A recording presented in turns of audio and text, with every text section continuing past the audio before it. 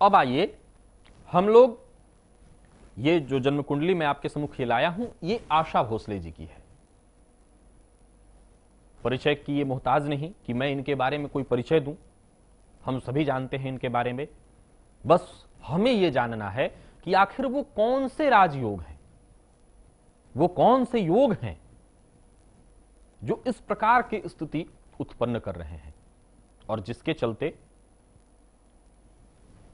ये एक ही परिवार की दो बहनें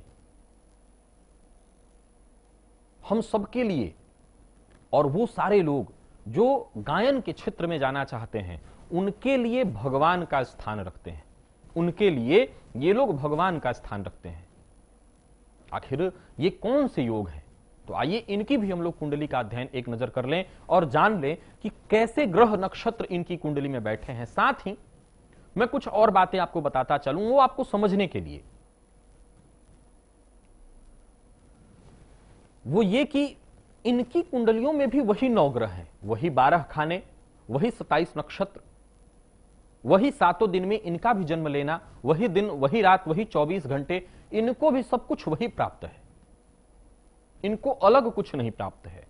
निश्चित रूप से मैं अगर यह कहता हूं कि केवल इन्हीं चीजों के आधार पर वो ये लोग यहां पर आए हैं तो यह गलत होगा। सत्य तो यह है कि निश्चित इनको भी हमें ये हमारे जैसे ही इनको ये चीजें प्राप्त हैं, लेकिन इनको एक विशेष प्रारब्ध, इनको एक भाग्य अवश्य प्राप्त है जो हम सबों से इनको अलग करता है। ध्यान रखें कि जिस समय इनका जन्म हुआ उस समय बहुत सारे लोग जन्मे, उनको भी कमोबेश ऐसा भाग्य अवश्य मिला होगा, लेकिन उन्होंने अपने उस भाग्य को कभी जगाया नहीं, अपने भाग्य को कभी जगाया ही नहीं। तो भाग्य हमारे पास सबको प्राप्त है बहुत बड़ी मात्रा में। यह हमारे ऊपर निर्भर करता है कि हम अपने भाग्य को किस अवस्था में ले जाना चाहते हैं, हम अपने भाग्य से क्या कराना चाहते हैं, अथवा हम अपने भाग्य से क्या पाना चाहते हैं, क्या लेना चाहते हैं, यह हमारे ऊपर निर्भर करता है। आइए अब इनकी भी जन्म कुंडली हम लोग देख लेते हैं। देखिए ये जन्म कुंडली भी वृष लग्न की ही है। जैसा कि मैंने कहा था, वृष लग्न, वृष का अर्थ क्या होता है? वृषभ, बैल। अपने जीवन काल में ऐसे लोग कहते हैं ना, कोल्हू का बैल, उसको कोई मतलब नहीं होता कि उसके गोल गोल घूमने से हो क्या रहा है, लेकिन वो निरंतर कार्यरत होता है। अब वृष राशि और वृषभ में अंतर यह है कि वृषभ के पास यानी बैल के पास मस्तिष्क नहीं, लेकिन यहां वृष राशि मेहनती, वृष का स्वभाव, और साथ ही साथ भगवान का दिया विवेक, और वृष का राशि मालिक जो शुक्र है वो अपना वहां कार्य करता है। व्यक्ति अगर थोड़ी भी मेहनत कर दे, थोड़ा भी प्रयास कर दे, तो नाम, प्रसिद्धि, सब कुछ दिला देता है। क्योंकि शुक्र कौन है? शुक्र है सुख, ऐश्वर्य। और ये दुनिया, ऐश्वर्य अगर आपके पास हो तो निश्चित रूप से आपके पीछे भागती है। हां, साथ में ज्ञान होना अत्यंत आवश्यक है, क्योंकि स्वदेशे पूज्यते राजा, विद्वान सर्वत्र पूज्यते। यानी ज्ञान अगर हो तो हर जगह पूजा हो जाती है। आइए अब इनकी जन्म कुंडली को हम लोग आगे लेकर के चलते हैं। तो ये भी वृषभ लग्न की, लग्नेश कहां पर बैठे हैं?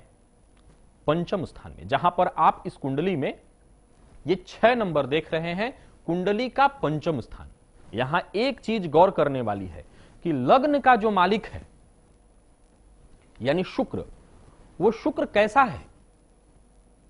तो वो नीच का है। 6 नंबर का मतलब होता है कन्या राशि, और कन्या राशि का स्वामी बुध, परंतु कन्या राशि में शुक्र नीच के हो जाते हैं, और नीच के ही नहीं है वरन सूर्य से उनका जो अंश है वो अधिक है।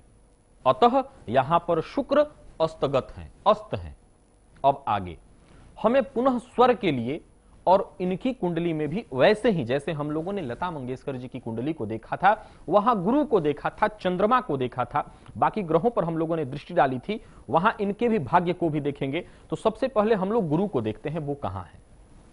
इस कुंडली में गुरु देखिए पंचम स्थान में बैठे हैं। मैंने बताया था कि गुरु लग्न में हो त्रिकोण में हो यानी पंचम स्थान में हो, त्रिकोण में हो यानी नवम स्थान में हो, तो ऐसा जातक अगर किसी कारण से, मान लीजिए कि राहु की महादशा उसके जीवन में आ गई बचपन में ही, बाल्यकाल में अगर बच्चों को राहु की महादशा आ जाए तो ऐसे बच्चे अपना अध्ययन पूरा नहीं कर पाते, उनकी पढ़ाई कहीं ना कहीं डिस्टर्ब हो जाया करती है, पढ़ाई में बाधाएं आ जाती हैं। लेकिन अगर गुरु पंचम स्थान में हो, गुरु लग्न में हो, गुरु नवमस्थ हो, तो ऐसे जातक के अंदर सीखने की इच्छा आजीवन रहती है और बाकी लोगों की अपेक्षा, आम और लोगों की अपेक्षा ऐसे लोग बहुत कम, बहुत जल्दी सीख लेते हैं। यहां पर दिख रहा है कि शुक्र लग्न यानी कि वृष लग्न और गुरु जाकर के पंचम स्थान में, पंचमस्थ गुरु की पहले 5वीं दृष्टि भाग्य स्थान पर, 9वीं दृष्टि लग्न पर। अब शुक्र लग्न में यानी कि शुक्र से संबंधित जो लग्न है वृष और तुला, इसमें शनि सर्वाधिक कारक बन जाते हैं, योग कारक बन जाते हैं। और वो योग कारक शनि कहां है, तो उस पर दृष्टि आप डालिए। ये योग कारक शनि जहां पर आप ये 10 नंबर देख रहे हैं, यहीं पर स्वराशिस्थ, और केवल स्वराशिस्थ नहीं वक्री भी हैं। और भाग्य स्थान में शनि को कहते हैं स्थान वृद्धि करो मंदह, स्थान की वृद्धि कर देते हैं। कहां पर वृद्धि कर रहे हैं, तो भाग्य की। तो इसमें कोई शक नहीं कि जिनकी ये कुंडली है वो भाग्य के मामले में अद्वितीय हैं। ये लोग भाग्य स्थान में शनि, और वो भी स्वराशिस्थ वक्री, अत्यंत श्रेष्ठ। आगे देखिए, यहां पर चंद्रमा पर और मंगल पर पहले हम लोग दृष्टि डाल लेते हैं। देखिए चंद्रमा, जहां पर आप 1 नंबर ये देख रहे हैं, कुंडली का ये द्वादश स्थान, यहीं पर चंद्रमा और मंगल, जहां पर आप इस कुंडली में ये 7 नंबर देख रहे हैं, कुंडली का 6ठम स्थान, चंद्रमा और मंगल का आमने सामने होना, इसको कहते हैं लक्ष्मी योग। वहीं पर 12वें घर का मालिक मंगल अपनी 7वीं पूर्ण दृष्टि 12वें स्थान पर डाल रहा है, जिसके चलते जातिका ने यानी आशा भोसले जी ने देश विदेश की लगातार तमाम यात्राएं की होंगी, क्योंकि 12वां भाव विदेश यात्रा से संबंधित रखता है। यह बात निश्चित रूप से लता मंगेशकर जी की भी कुंडली में 100% ऐसी ही सिद्ध हो रही होगी। और वहां यह भी दिख रहा है आशा भोसले जी की कुंडली में कि मंगल अपनी 7वीं पूर्ण दृष्टि डाल रहा है। अब आइए कुछ और भी तर्क, कुछ और भी तथ्य उन पर दृष्टि डाल लेते हैं। अब यहां पर राहु जो कि कुंडली के 10वें स्थान में बैठा है, इसको दसमस्थ होना अत्यंत श्रेष्ठ माना गया है, क्योंकि व्यक्ति जग प्रसिद्ध होता है, चाहे वो महात्मा गांधी, जवाहरलाल नेहरू या जितने भी बड़े बड़े राजेंद्र प्रसाद राजनीतिज्ञों की कुंडली आप उठाएंगे, आप पाएंगे कि राहु यहीं 10वें स्थान में बैठा है। राहु दसमस्थ होकर के व्यक्ति को प्रसिद्ध बना देता है। सूर्य, बुध और केतु, 3 ग्रह यहां पर कहां बैठे हैं, कुंडली के सुख भाव में। और वहीं जैसा कि मैंने कहा था कि स्वर्ग के भाव का मालिक, द्वितीय स्थान का मालिक बुध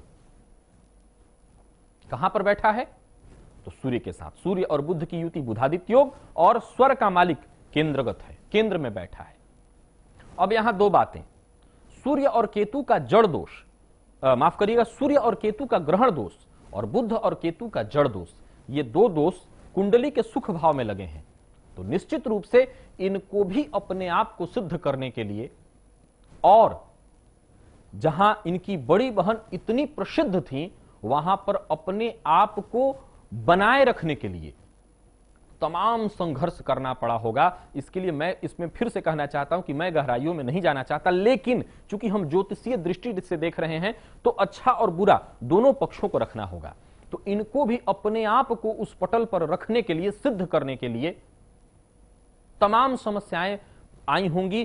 कई बार ऐसी स्थितियां उत्पन्न हो गई होंगी जब लोग बराबरी करते हैं, देखते हैं कि इनकी बड़ी बहन ऐसी तो ये कैसी, और इस चीज में अपने आप को सिद्ध करने के लिए, अपने आप को बनाए रखने के लिए तमाम इनको समस्याओं का सामना करना पड़ा होगा। और सूर्य केतु का ग्रहण क्या कराता है, जाहिर सी बात है कि व्यक्ति को कई बार मान सम्मान में कमी दिला देता है। औरों की छोड़िए, अगर कभी कभार इन्होंने खुद भी अपने मन में यह बात लाई होगी कि मैं अपनी बहन की अपेक्षा कहां खड़ी हूं, तो हो सकता है इनके मन में वो दुर्भावनाएं या कई परिस्थितियां, मैं फिर से कहना चाहता हूं कि ये लोग बहुत प्रसिद्ध हैं। हमारे द्वारा मुंह से बोला हुआ एक भी शब्द अवांछित हो जाएगा, क्योंकि मैं कोई इनके रिलेशन में नहीं हूं कि बहुत करीब से इनको जानता हूं। मैं ज्योतिषी हूं और इस पे अपने तर्क रख रहा हूं। सत्यता क्या है ये तो भगवान जाने। इसके पीछे एक कारण अवश्य है, उस कारण को मैं दिखाता हूं। वो है चंद्रमा। चंद्रमा पर मंगल की अवश्य दृष्टि पड़ रही है, लेकिन उस चंद्रमा के दोनों तरफ देखिए कोई ग्रह नहीं है। देखिए 12वें घर में बैठे इस चंद्रमा के एक तरफ 12 नंबर खाली और 2 नंबर खाली, इसको केमद्रुम योग कहते हैं। चंद्रमा कौन है? मन। जहां लता मंगेशकर जी की कुंडली में चंद्रमा स्वराशिस्त था, वहीं पर चंद्रमा यहां मेष राशि में, और जिस राशि में चंद्रमा बैठा है वो मित्र का घर है और मंगल खुद अपनी दृष्टि डाल रहे हैं। लेकिन केमद्रुम योग से पीड़ित होने के चलते मन को वो अवश्य अस्थिर करता होगा। और जरा गौर से समझिए इस कुंडली को, तो सूर्य केतु का ग्रहण और केतु की 9वीं दृष्टि चंद्रमा पर पड़ रही है। तो बराबरी को लेकर के कई बार अपने आप में देखने के चक्कर में कई बार व्यक्ति हीन भावनाग्रस्त भी हो जाता होगा। क्यों? क्योंकि केमद्रुम योग और चंद्रमा मन है, मन पर केतु की दृष्टि। लेकिन अब ये लोग जहां खड़े हैं ये बातें छोटी छोटी हैं। अब तो इनको लोग कुछ कह करके अपने आप को प्रसिद्ध कर लेते हैं। ये तो वही वाली बात है कि अब ये लोग वो पारस हैं जिससे लोहा अपने आप को स्पर्श करा ले और खुद सोना बन जाए। आप आए दिन आप लोग रोज पढ़ते होंगे कि इनके बारे में किसी ने कुछ कहा और कहने भर के चलते वो प्रसिद्ध हो गया। इनके संपर्क में आने भर से वो चमक जा रहा है। यानी कि आज के समय में ये लोग वो सूर्य हैं, या दुनिया जानती है, विश्व जानता है, मुझे बताने की आवश्यकता नहीं। लेकिन हम लोग कुंडलियों में इन चीज को देख रहे हैं, तो यहां समझने वाली बात है कि इन दुर्योगों ने क्या समस्याएं की होंगी। लेकिन जहां लता मंगेशकर जी की कुंडली में पराक्रम और प्रारब्ध, वहीं पर आशा भोसले जी की कुंडली में निश्चित रूप से लग्नेश का जाकर के पंचम स्थान में बैठना, वहीं गुरु का पंचमस्थ होना, भाग्य स्थान के मालिक शनि का स्वराशिस्त वक्री होकर के भाग्य स्थान में बैठना अत्यंत श्रेष्ठ स्थिति का सृजन कर देता है। और वहीं पर जैसा मैंने कहा था कि कुंडली का जो अष्टम स्थान है वो आध्यात्म का एक तरह से है, या पराविद्याओं की खोज कह सकते हैं, नए रिसर्च कह सकते हैं। तो बिना नई नई खोज अपने वाणी पर इतना पकड़, जबरदस्त पकड़, उम्र के इस पड़ाव में जहां लोगों से ठीक बोला नहीं जा पाता, वहां इतना सुंदर गला कहां से? रियाज, पराक्रम। तो उस पराक्रम का मालिक चंद्रमा, लेकिन उस पर शनि की दृष्टि पड़ रही है, वो एक प्रबलतम कारण। और पंचम स्थान का, अष्टम स्थान का मालिक पंचम स्थान में जाकर के बैठना, ये अत्यंत श्रेष्ठ स्थिति। तो यहां पर हम लोगों ने क्या देखा कि इनके पास पराक्रम के साथ साथ एक अत्यंत श्रेष्ठ भाग्य भी है। तो जरा गौर से विचार करिए कि ये लोग जिनकी सुपुत्री हैं उनका भी नाम विश्वविख्यात है, चाहे वो इन लोगों के चलते ही हो गया हो, लेकिन है विश्वविख्यात। वहीं लता मंगेशकर जी अगर पहले, इनसे पहले फिल्म इंडस्ट्रीज में आ चुकी थी, तो इनके लिए कुछ मार्ग अवश्य सरल हुआ होगा। तो वो प्रारब्ध इनको मिल गया, वो भाग्य मिल गया। तो ये थी आशा भोसले जी की जन्म कुंडली, जिसका मैंने आपके सम्मुख अध्ययन किया। मैं प्रायः आपके सम्मुख ऐसी कुछ नई नई रिसर्चें, नई खोज लेकर के आया करता हूं। आगे भी आपके सम्मुख कुछ ऐसी ही कुंडलियों को लेकर के आऊंगा। पुनः याद दिला दूं, यदि आपके भी जीवन में कुछ समस्याएं चल रही हों, आप भी अपनी जिंदगी के बारे में, अपनी कुंडली के बारे में जानना चाहते हैं, तो आइए हम आपकी जन्म कुंडली का अध्ययन करेंगे और उसमें छुपे हुए योगों के बारे में आपको बताएंगे। तो पुनः कुछ ऐसी ही नई जन्म कुंडलियों के साथ हाजिर होऊंगा। तब तक के लिए इजाजत दीजिए। नमस्कार।